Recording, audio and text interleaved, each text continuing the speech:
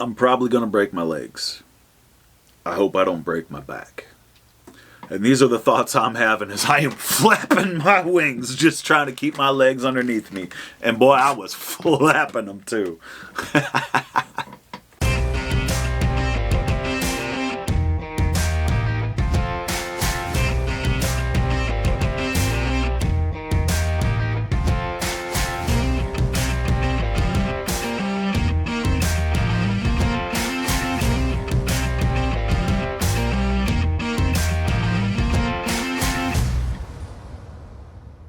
I've been a lifelong motorcycle enthusiast. Probably started just as soon as I realized what a motorcycle was and how many of them we had in our garage. That I just became obsessed. I've loved motorcycles and motorcycle culture my whole life. Long before I was born, my dad was a motocross racer, and he continued that on, into my childhood. And I got to grow up, immersed in that culture, and I just loved it. Now, unfortunately, I hate to admit this, but I never became a motocross racer. And it was all I ever wanted to do as a kid, but by the time that I started getting of that age, my dad was suffering from a string of injuries and getting out of the sport. And I think that they decided that, one, it was very time-consuming and expensive to get your kid into motocross, and two, a lot of injuries. So they wouldn't say it's too dangerous. They never said stuff like that, but I think that the combination of those two things just made it unrealistic for them to pursue for me. Now, my parents had a few acres, and I always had a little bike that I rode around there. I had an XR80 for a long time, but as I got into high school, I bought myself a YZ250, and it was a few years old, but I thought it was so cool. It wasn't owned by somebody who knew much about bikes, though. I swear he was just dumping two-stroke oil in the gas tank. The pipe in the silencer were just so gunked up with oil and stuff. But I was young and I didn't know a lot about mechanical stuff. I just knew that the bike wasn't running quite right, but it ran decent, but not quite right. It didn't have the power it should have. So after I got my bike, it seemed like finding riding spots was a necessary secondary skill that was hard to pick up.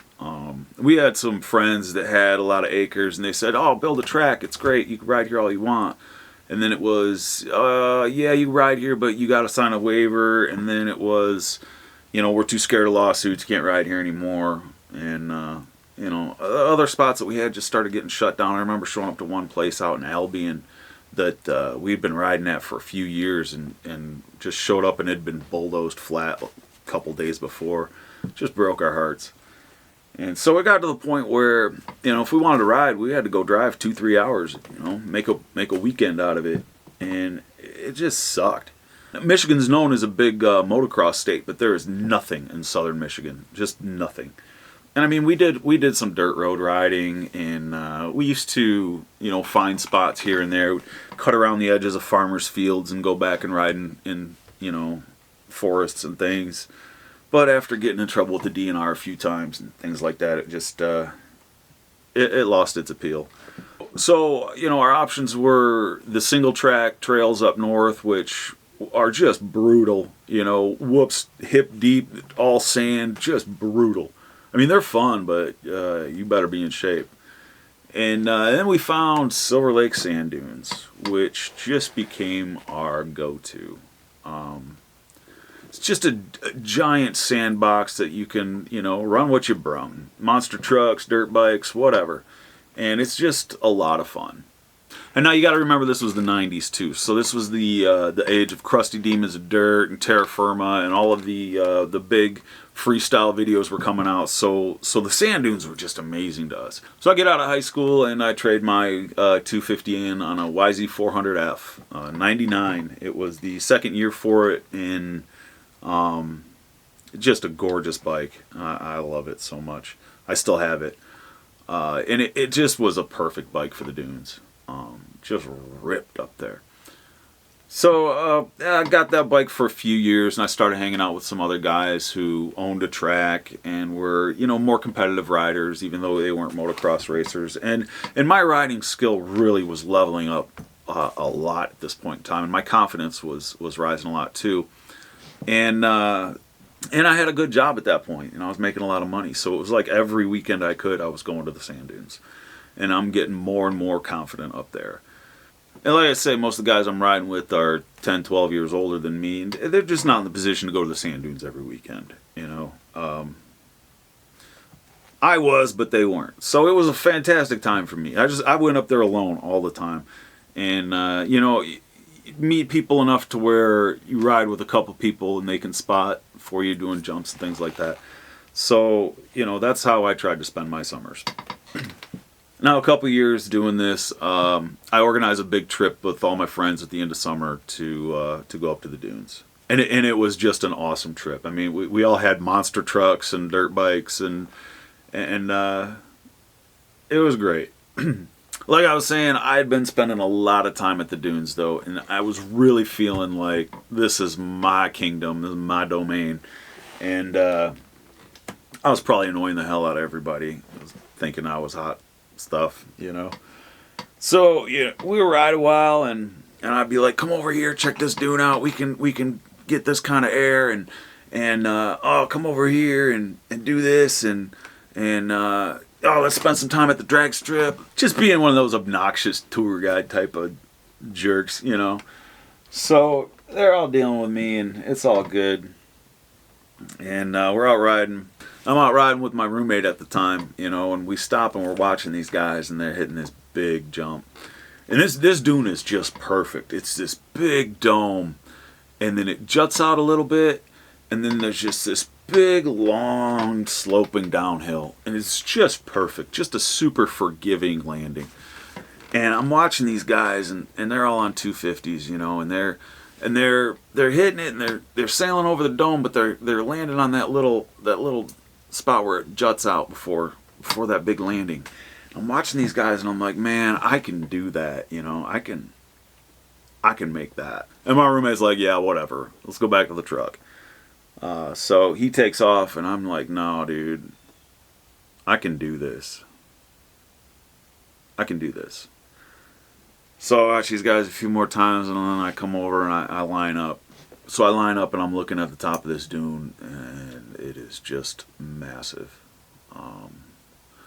It might as well have been a mountain from the bottom of it. But for some reason in my head, it's just like, you got this, man. Just go.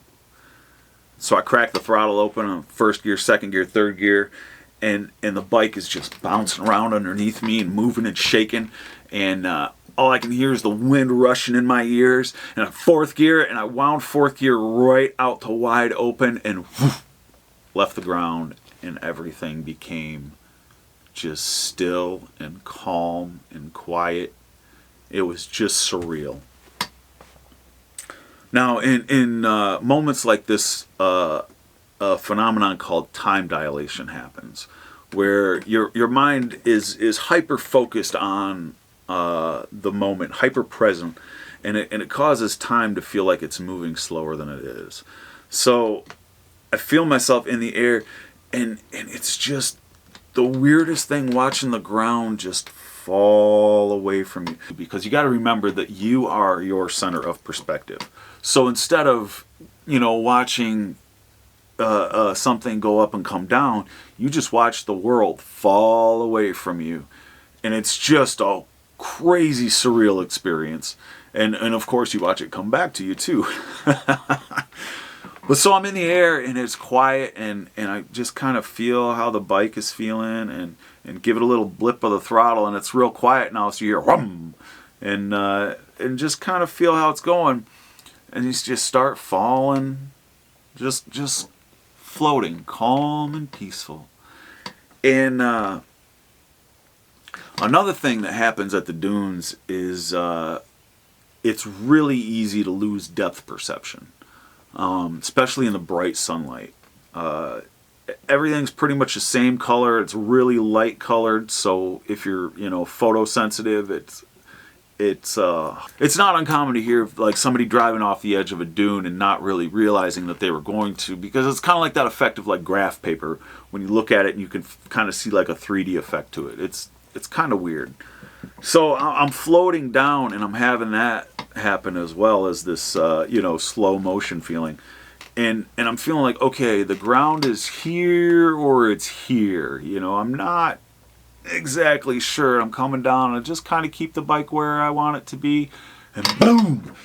Land and ride away clean, and it just was the most amazing feeling. Now, of course, the ground was, about right in the middle of where I thought it was.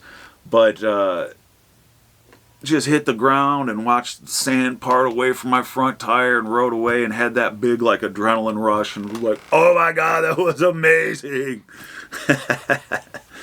So, anybody can do something once. You can't brag about it unless you do it at least twice. So I come around, I line up, and I hit it again and ride away perfect. And I rode away feeling like I was just, I'm hot stuff. I'm a big deal. So I go back to the trucks and hang out for a while with the guys, and I'm like, come on out, let's go. We got to hit this big jump. Come on, let's go. And I don't remember, for some reason we didn't go back to that jump. We went to another spot. And it was more of a peaked dune, but, you left the ground over here and would kind of sail over the top of it, and then, it was a big fall on the other side, which is a fun jump. So we're all going over this jump, and I'm like, yeah, it's cool and all, but it's not, it's not nothing special. We're just kind of sailing over this dune. And so I'm sitting there thinking to myself, like, yeah, I'm going to show these guys. They don't know. I'm a big deal. I'm going to show them. So I line up, and I rip up this dune. And I don't remember what gear I was in when I left the ground on this one, but as soon as I did leave the ground, I said, oh, no. This is bad. I come off the jump, and the bike just stands straight up on me, and the back tire is outrunning the front tire, and maybe a better rider could have saved this one, but me, I said nope. It's time to hit the ejection seat. So as this is happening, all I can think to myself is that I don't want this massive machinery landing on my head. I got to get it as far away from me as possible. So I push off the bike as hard as I can with my arms and my legs, and I am just alone in space at that point. Just a baby bird falling to the ground. Now at this point, our old friend time dilation shows up again, and I have what feels like a very long time to contemplate my ill-fated return to Earth. So I'm probably going to break my legs. I hope I don't break my back. And these are the thoughts I'm having as I am flapping my wings, just trying to keep my legs underneath me. And boy, I was flapping them too. So return to Earth I did. So, you got to remember this dune was pretty peaked. So it was a good angle that I was landing on, and it was insane. So during this slow motion feeling, I put my heels together and I bent my knees and kind of got into what I felt like might be the best position to take this impact. And boom, I feel my heels dig in, and I just watch the sand part away from me again as I'm just digging this trench going down this dune, and then whoosh, come to a stop. And now I feel like I was hit by a truck. I am laying there, the wind is knocked out of me, and I'm not feeling great. So one of my buddies comes screaming down the dune on his bike, and he throws his bike down. He comes up to me, man, you all right? You all right? And I'm kind of laying there, and I'm like, okay. I can wiggle my toes. I can move my legs. I sit up. I'm like, my back's okay. I'm like, shit, I am fine. I mean, I'm not fine. I'm not feeling great. I'm definitely feeling it. But, of course, like any other idiotic dirt biker, I'm like, I'm fine. Check out my bike. I'm fine. And so he went down and he got my bike. And the bike, I'm thinking, like, it's got to have a busted rim. It's got to be just mangled. But I don't know. Dunes must have been soft that day, because turns out all it had was bent handlebars, and I think that the rear fender was cracked, if I remember right. But otherwise, I mean, in pretty good shape. Took the bars off of it, put them between a tree back at camp, and kind of tried to bend them back, and it was rideable for the rest of the weekend. But that one humbled me a little bit, you know.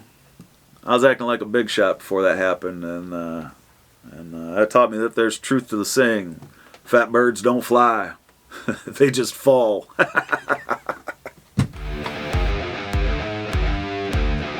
I hope you enjoyed today's story. I sincerely appreciate you watching.